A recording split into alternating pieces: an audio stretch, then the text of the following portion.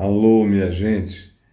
Uma palavra rápida aqui, porque como se não bastasse já tanta confusão nesse meio cristão, ainda se acrescenta mais para um povo que não entende nada de coisa alguma, só problematizando ainda mais as percepções. E tem gente boa mesmo, querida, levantando um problema que ninguém está levantando hoje. Se fosse em 1930, 1940, 50, 1960, ou em 70, quando eu me converti, esse ainda era um problema. Depois deixou de ser, pelo menos, um tema.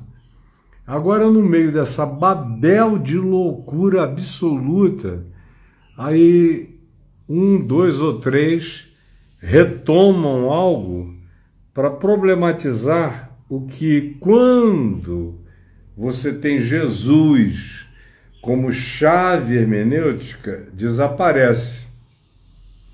Mas quando você é um ser do texto, fica preso ao texto, à letra, aí é um problema para você. Eu estou falando de Marcos 16, que nos manuscritos mais antigos, o Evangelho de Marcos termina no verso 8. Termina inconcluso. Diz que Jesus ressuscitou, apareceu a Maria Madalena, e depois, no verso 8, diz que a ordem foi: vão, digam aos meus discípulos e a Pedro que se dirijam a Galiléia e lá me verão. E o verso 8 conclui dizendo: e saindo elas, as mulheres e Maria Madalena, as testemunhas primeiras e originais, fugiram do sepulcro porque estavam possuídas de temor e de assombro e de medo, nada disseram a ninguém. Aí termina aqui o Evangelho de Marcos para uma quantidade enorme de manuscritos. Aí você tem o manuscrito Vaticanos e tem o manuscrito Sinaiticus. E aí, na maioria desses manuscritos, termina o Evangelho de Marcos no capítulo 8, sem solução. Jesus ressuscitado e as testemunhas da ressurreição apavoradas e caladas. Aí entra aqui um verso 9 em diante, que vai até o verso 20, que dá uma fechada nas conclusões. Aí, conquanto Orígenes tenha dito que nos dias dele terminava no verso 8, Eusébio tenha dito que nos dias dele terminava no verso 8, Clemente tenha dito que nos dias dele terminava no verso 8, todo mundo aí no século II, início do século III, aí vem a afirmação de que em algum momento no século III houve essa interpolação que começa no verso 9 e vai até o verso 20. E é isso que tem muita gente que diz que não aceita. Aí você pergunta, por que você não aceita do verso 9 ao verso 20? Aí a alegação é: os textos mais antigos não têm esse complemento. Essa é a primeira alegação. Segunda alegação é a seguinte: entre o verso 9 e o verso 20, aparecem muitas palavras novas no grego que não são usadas anteriormente por João Marcos, o autor do Evangelho de Marcos, antes no contexto desse evangelho. Então, do verso 9 ao verso 20, deve ter sido um escritor posterior que fez essa interpolação. A segunda argumentação que eles colocam aqui nesse caso, mas antes de eu falar da segunda argumentação, deixa eu só dizer, no ambiente do Novo Testamento existem aproximadamente 14 mil pequenas divergências textuais nos 4 evangelhos. Vírgulas, bobagens aqui e ali, palavras truncadas, alguns erros eu já ia dizer digitação na palavra, no escrever da palavra, alguns pequenos erros, ausências de letra ou sílaba, bobagens, que só são importantes para aqueles que dizem que a Bíblia é a palavra de Deus inerrante, inclusive nesses detalhes de letra, vírgula, tio, pontuação. Porque, por exemplo, o Apocalipse está cheio de erros gramaticais no grego para todo lado, e o Novo Testamento é tudo menos perfeito. O Velho Testamento tem lá os seus erros cronológicos de datação, de números e tudo mais, e até de histórias. Mas o Novo Testamento nunca teve aquele culto dos escribas judeus no Velho Testamento para fazer quase que um código da Bíblia, palavra por palavra. Não, isso aqui foi feito de uma maneira muito mais parecida com Jesus, que nunca escreveu nada. E a única coisa que ele escreveu lá em João 8, da adúltera, que também é um texto questionado, porque não está presente desde os primeiros manuscritos de João, apareceu um pouco depois, e então é um outro texto problemático. A única coisa que ele escreveu aparece lá, em João 8, e ele apagou, foi no chão, foi na areia, para vocês verem como Jesus não é desse tipo escriba, nem fariseu. Mas o outro argumento utilizado para se dizer isso não pode ser usado é porque eles atribuem ao verso 15 uma espécie de doutrina católica, e aí é mais uma rejeição protestante do texto, atribuem ao verso 15 uma doutrina católica da regeneração batismal, porque aqui está dito, ide pregai a toda criatura, quem crê, verso 16, e for batizado será salvo, quem não crê será condenado. E aí a interpretação estão falando de regeneração batismal, conforme a Igreja Católica. Mas Mateus também diz que é para batizar, manda ir por todo mundo e pregar o Evangelho. Na realidade, isso tudo só é um conflito para gente assim, gente às vezes muito boa, porque são pessoas que leem a Escritura na letra, no texto, são filhos do texto e não do que está dito. Preste atenção nisso, são filhos do que está escrito, não são filhos do que está dito. Só quem tem Jesus como chave hermenêutico-interpretativa é que é filho do que está dito.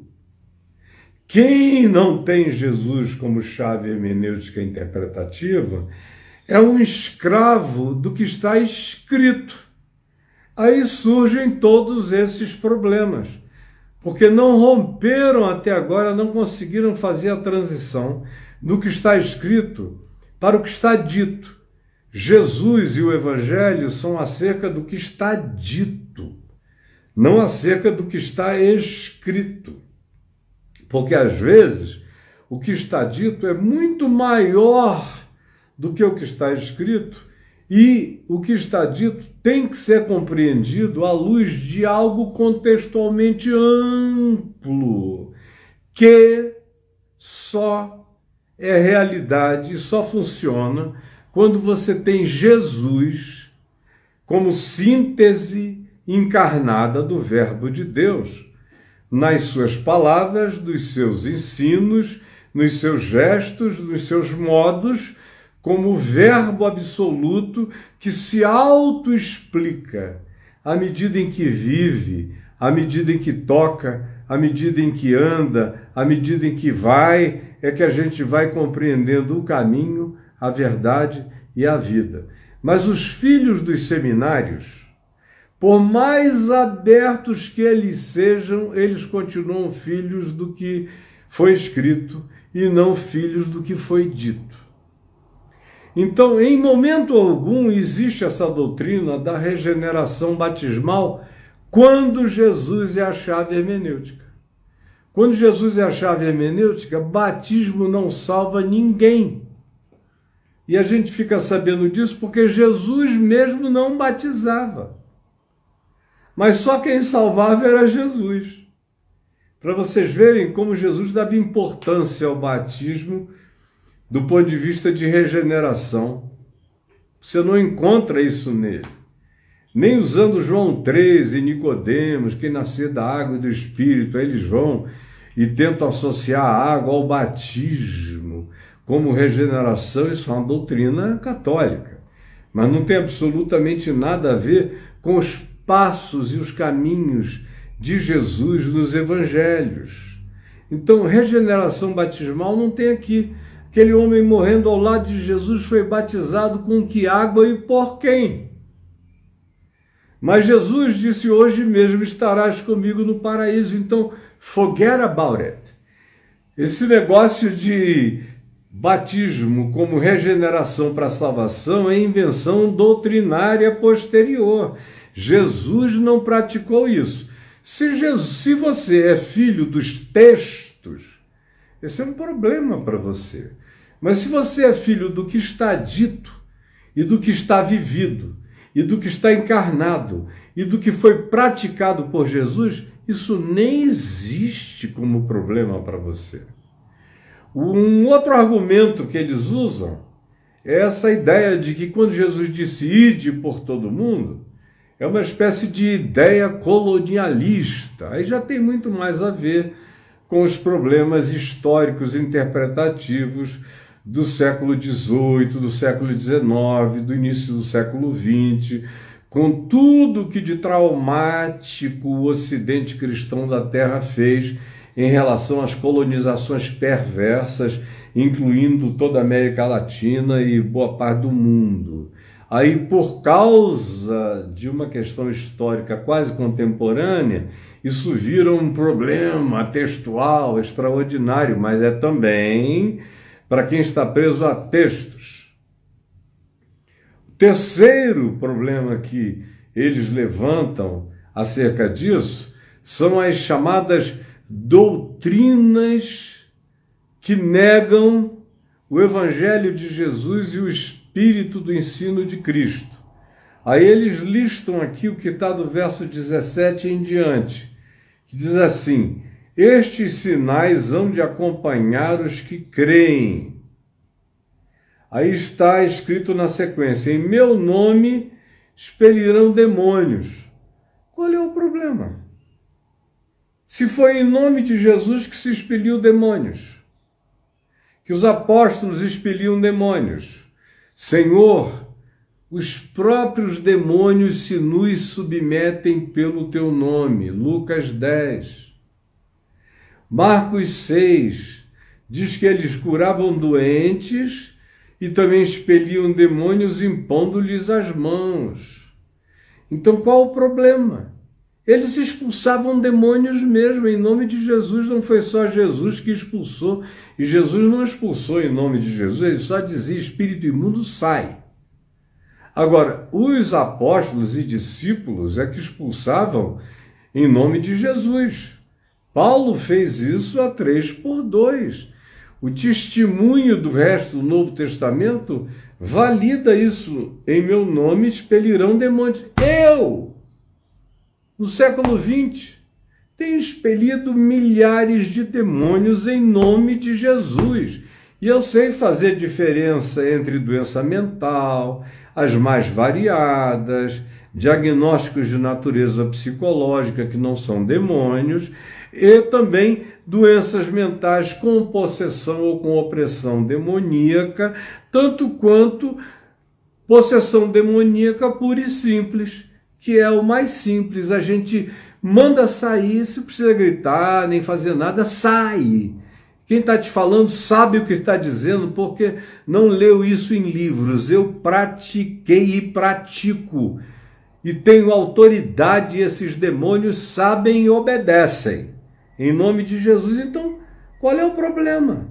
em meu nome expelirão demônios, falarão novas línguas.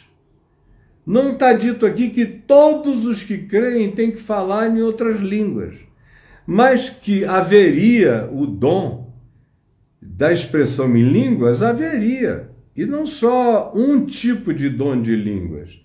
Tem o dom de línguas subjetivo, que Paulo fala em 1 Coríntios 12 e 14, que é aquele que se deve praticar no interior do quarto, na subjetividade, algaravias estáticas, são ou orgasmos do espírito, ou são gemidos inexprimíveis do ser. É uma solução de natureza catártico-espiritual que o Espírito Santo dá ao indivíduo para trazer para ele próprio uma quantidade enorme de curas, de libertações, de alívios interiores. Eu falaria dias a respeito disso. O segundo tipo de línguas são aquelas que Paulo também diz que, acontecendo numa congregação, não pode passar de 3 pessoas e tem que haver quem interprete. Do contrário, fique todo mundo calado, porque ninguém vai entender e quem estiver de fora ali vai achar que vocês são doidos. Por isso, Paulo diz que não passem de 3. E se tiver quem interprete, do contrário, fiquem calados. Falem a língua de vocês. Ele diz, eu prefiro falar umas poucas línguas racionais que as pessoas entendam do que milhares de línguas que ninguém compreende. Está escrito lá, que vocês não leem a Escritura com calma. Aí vem uma outra objeção. Essa de línguas, bom, mesmo que não estivesse escrito aqui em Marcos, vamos supor que não estivesse, que esse texto é uma interpolação do início do 3º século. Vamos supor. No entanto, no dia de Pentecostes eles falaram em línguas. No entanto, você vê em Atos 8, eles falando em línguas e profetizando na Samaria, no chamado Pentecostes samaritano.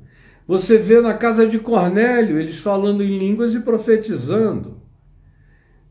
Supondo que Marcos não existe, do verso 12 até o verso 20, ou do verso 9 até o verso 20. Mas nem por causa disso, você vê Paulo tocando no assunto, falando no assunto e dizendo, eu falo em línguas mais do que todos vocês. Você já leu isso lá? Então qual é o problema, cara? Qual é o problema? Mesmo que fosse uma interpolação, ela não está mentindo acerca de nada até aqui. Falarão em línguas, em meu nome expelirão demônios, falarão em novas línguas, pegarão em serpentes. Pegar em serpente, aí todo mundo fica pensando naqueles cultos fanáticos americanos, lá das montanhas Apalaches, no passado, hoje é até proibido por lei, mas no passado, aqueles pentecostais mais doidos do mundo, nos Estados Unidos, faziam aquelas demonstrações de fé, pegavam em serpentes, com base nisso aqui, como se estivessem dando demonstração de fé. Morreu muita gente. Gente pra caramba, que pegou nas serpentes, foram mordidos e caíram duros e morreram, a tal ponto que o governo teve que proibir. Hoje em dia é proibido. E não tinha nada a ver com o que está escrito aqui, porque aqui não está mandando ninguém fazer demonstração. Vejam como eu creio do Cristo ressuscitado e sou poderoso. Me levem a um serpentário, que eu vou mostrar o meu poder em Cristo. Nada disso. O que se está dizendo é que se acontecesse um acidente, que era muito comum naqueles dias, meu Deus, ser mordido de cobra nas estradas da Palestina, ou do mundo romano, ou greco-romano, no ambiente do Novo Testamento, era normal. Assim como aqui no Brasil Central tem muita gente que é picada de escorpião, porque onde tem deserto tem muito bicho peçonhento, inclusive cobras muito venenosas.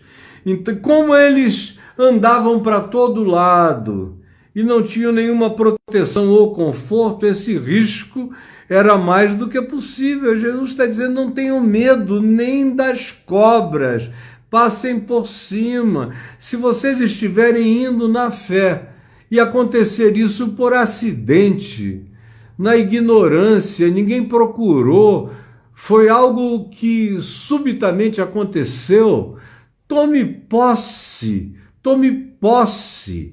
da sua proteção espiritual em Cristo. Hoje em dia a gente sabe que uma atitude mental completamente dominada por convicção de fé tem poderes extraordinários, inclusive até de estancar um fluxo peçonhento. E isso não aconteceu uma vez, nem duas, nem três na história, mas muitas vezes. Mas para a gente não ir muito longe, você chega lá em Atos dos Apóstolos, abra lá do capítulo 22, 23, 24, valendo, e veja Paulo em Malta, como ele foi jogar um graveto numa fogueira e uma peçonha, uma cobra peçonhenta o mordeu, uma víbora venenosíssima, e ele a sacudiu no fogo, ela queimou e ele ficou sentado e todo mundo pensando que ele ia cair morto a qualquer momento. Como ele não morreu, os habitantes de Malta começaram a querer adorá-lo, como se ele fosse uma divindade que estivesse entre eles, e Paulo aproveitou a circunstância para pregar o evangelho, para desmentir essa história toda. Aí vem em seguida e a gente vê outra afirmação que eles dizem, não podemos aceitar. Se alguma coisa mortífera beberem, não lhes fará mal. Outra vez é acidental, não é prova de fé. Não tem nada a ver com pentecostalismo ufanista, horroroso, fanático e perverso, entenderam? Nada. Eu estou tomando aqui uma coca. Num certo sentido, é um veneno. Que demora a vida inteira para fazer mal. Mas aqui se está falando de algo que a história tem inúmeros casos idênticos. De gente que, sem querer, na prática da fé, da pregação, da missão, ou na inocência das coisas, bebeu alguma coisa mortífera e, sem saber, depois foi informado, mas creu que na sua inocência foi que ele praticou aquilo, foi na ignorância, e pediu misericórdia a Deus e continuou vivendo para sempre. Ninguém está inaugurando uma era, é só a ignorância histórica de algumas pessoas que hoje em dia estão se levantando contra o texto, como se isso fosse ajudar em alguma coisa, no meio de uma confusão tão grande. Só vai gerar mais problemas. Aí vem um outro argumento contrário, que é o que diz o seguinte: se beberem coisa mortífera, não lhes fará mal. Se impuserem as mãos sobre os enfermos, eles ficarão curados. Cara! Jesus fez isso, ele só não precisava fazer em quase todos os lugares. Mas se você abrir Marcos mesmo aqui no capítulo 6, está dito que lá em Nazaré, ele ficou tão admirado com a incredulidade do pessoal onde ele cresceu, naquela aldeia de Nazaré, onde o povo era incrédulo e tinha uma familiaridade perversa, dizendo, aqui moram seus pais, sua mãe, suas irmãs, aquela gatinha, o irmão dele, fulano de tal, esse, aquilo. Como é que de repente esse cara aparece como o Messias da terra? E não quiseram, não creram nele. Lucas, no capítulo 4, não Marcos, diz que chegaram até a querer jogá-lo de despenhadeiro abaixo, e Jesus, fitando-os, passou pelo meio deles. Lá em Marcos 6 é o único lugar que se diz que Jesus, se admirando da incredulidade deles, não pôde fazer lá muitos milagres, senão curar uns poucos enfermos, impondo-lhes as mãos. E a gente vê a mesma coisa em Atos. Os apóstolos impondo as mãos. Paulo impondo as mãos. Aí, só por causa de um texto que Clemente, Orígenes, Eusébio disse, bom, até aqui, no início desse momento que nós estamos vivendo, esse texto não é comum. Ele não faz parte da maioria das impressões textuais que a gente tem. E depois eles começaram, o texto começou a ser insertado. Hoje ele faz parte praticamente de todas as Bíblias no mundo. E podem haver palavras diferentes no grego, isso, aquilo, aquilo outro. Mas o fato é o seguinte, que terminar o Evangelho de Marcos no verso 8 é uma anomalia. Anomalia, só se Marcos estava com desinteria, saiu correndo e não terminou. E voltou uma semana depois para acabar e botou palavras outras. Agora, não faz nenhuma diferença quando Jesus é a chave hermenêutica, porque tudo que está dito aqui está dito no contexto da vida de Jesus, da prática de Jesus, do Espírito de Jesus, da prática e do ensino dos apóstolos. Então, para que criar um problema? Quando de fato esse problema não problematizou nada nem ninguém, já estava solucionado pela vida de Jesus. Então, eu lamento. Sei que é gente sincera, gente boa, gente querida, gente que está descobrindo a pólvora agora, são pessoas teologicamente muito novas, inexperientes, com pouca vida mesmo ainda, pouca estrada, pouco pneu gasto, pouco cacete, pouca experiência, pouca relação mundial com gente da terra inteira para ver e fazer suas próprias sínteses, e gente ainda discípula de letras e de textos, e de acadêmicos, e que não aprenderam ainda Jesus como chave hermenêutica interpretativa, aonde tanto faz como tanto fez. Se Marcos 9, de 9 a 20, foi uma interpolação posterior ou não, ele não nega nada que Jesus não tenha praticado e que os apóstolos não tenham vivido. E quanto a esse negócio de pegar em serpente, é invenção da cabeça de gente desta geração, impressionada com os pentecostais malucos das montanhas Apalaches nos Estados Unidos. Falta ler também com contexto, com percepção histórica, com a totalidade de tudo. Agora, é aí que você vê a diferença brutal entre quem tem Jesus como chave hermenêutica interpretativa e quem fica preso a essas minúcias do texto, de letras para lá e para cá, e dando importância a significados dessignificados. Por exemplo, deixa eu concluir. Mateus 8, o caso da mulher adúltera. Você vê lá que está entre colchetes. Aquele texto está entre colchetes. Em algumas versões está dito, esse texto não foi encontrado nos manuscritos mais antigos. Mas a minha pergunta é, e daí? E daí? É coerente com Jesus que Jesus tenha dito, quem dentre vós estiver sem pecado, seja o primeiro que lhe atire pedras. É ou não é coerente? Não é coerente com Jesus que disse aos fariseus, os mesmos que estavam com pedras na mão para atirar na mulher? Em verdade, eu vos digo que muitas meretrizes, pecadores e pecadoras vos precedem no reino dos céus. Não é coerente com Jesus dizer, quem de vós me acusa de pecado? Ou quem de vós estiver sem pecado, seja o primeiro a se levantar e venha contra mim. Quem de vós me encara? E todo mundo calava e saía e baixava a cabeça. Não é coerente com Jesus. Então eu não sei, eu não conheço. As pessoas que estão defendendo isso são de uma geração quase de filhos meus. Do ponto de vista de idade, de etariedade, eu posso não ter essa cara de idoso, mas eu já estou velho. E mais do que velho, eu estou cansado de milhões de coisas na minha vida.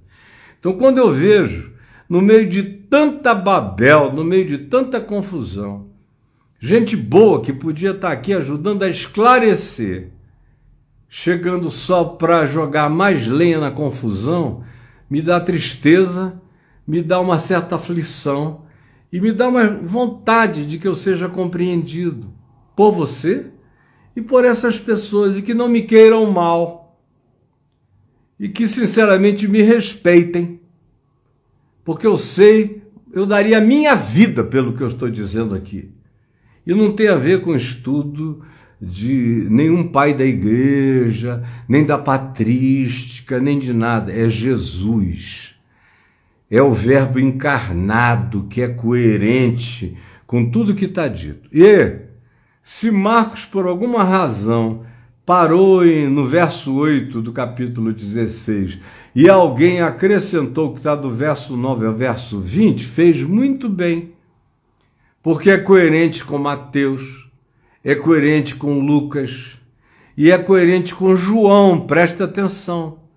João disse lá no fim do seu ministério: em verdade eu vos digo que Jesus fez muitas outras coisas, disse muitas outras coisas que não estão registradas, escritas. Essas, porém, foram registradas e foram escritas para que creiais que Jesus é o Cristo e para que, crendo, tenhais vida em seu nome. Então, por favor, vamos nos dedicar ao Evangelho da graça de Deus, que é compreendido não em textos, nem em exegetas de textos, nem em especialistas em grego. Como eu já disse várias vezes, você pode me dar uma Bíblia de Testemunhas de Jeová, com todas as alterações textuais que ela tem, especialmente no Novo Testamento, e para mim não muda nada. Sabe por quê? Porque quando você vai lendo e vai vendo quem Jesus era, falava, dizia, praticava, fazia, gestuava e se portava, não tem como você não ler Jesus com D maiúsculo. Embora a Bíblia dos Testemunhas de Jeová comece dizendo em João: no princípio era o Verbo estava com Deus maiúsculo e o Verbo era um Deus minúsculo, como se fosse uma divindade angelical. E é por isso que Jesus não é Deus, Deus, Deus. Para os Testemunhas de Jeová é a segunda emanação principal de Deus. Mas você pode me dar qualquer Bíblia, quando, mesmo nos erros textuais de qualquer tradução, se você me deixar ler de carreirinha quem Jesus fez, foi, disse e ensinou, fica claro para mim que ele é acima de tudo, que ele é o Verbo, a palavra encarnada. Agora, vocês parece que usam viseira, não querem dar o braço a torcer. Por quê? Porque sou eu que digo isso? Então esqueçam, apaguem meu nome, me sepultem no coração dos mares, mas fiquem com a verdade. Me esqueçam, mas não esqueçam que Jesus é a chave hermenêutica. Se vocês aprenderem isso, vocês vão ficar livres de muita bobeira, de muita bobagem e de muita confusão infantil. Dá quase para ver a barbinha adolescente teológica desse pessoal querendo inventar uma confusão onde não há necessariamente problemas. A gente já tem problemas demais no nosso meio para inventar outros. Um beijo para quem está aqui comigo, esses 301. Deus abençoe vocês. Um beijo. Muita gente amorosa. Beijo. Amorosa. E eu quero deixar bem claro, eu não conheço. Foi você que me chamou a atenção para isso hoje aqui, que alguém falou contigo. Foi. Eu não conheço, eu não quis ler, eu nem olhei, eu não fui atrás, eu não tenho vínculo com quem possa ter falado. 1, 2, 3 ou 4, não fazem parte da minha geração, nem das minhas relações, e eu não tenho nada contra ninguém. E sei que alguns deles são gente muito boa, que querem viver o Evangelho. Agora, eu só estou implorando, como um avô que fala com um filho mais novo ou com um neto mais velho: por favor, meu filho, olhe em volta, a coisa já está caótica demais, não precisa problematizar o que não é problema. Assim, essa história de batismo como regeneração foi assim entendida por você, você tem que explicar Mateus 28, onde está dito do mesmo jeito. E Jesus, como chave hermenêutica, explica que não é. Porque ele mesmo não batizava. Se o batismo fosse essencial para a salvação, Jesus tinha batizado. E se o batismo fosse essencial para a salvação, ele não teria dito ao homem ao lado dele na cruz: hoje mesmo tu estarás comigo no paraíso. O resto é tentar criar e achar pelo, cabelo louro em ovo de avestruz.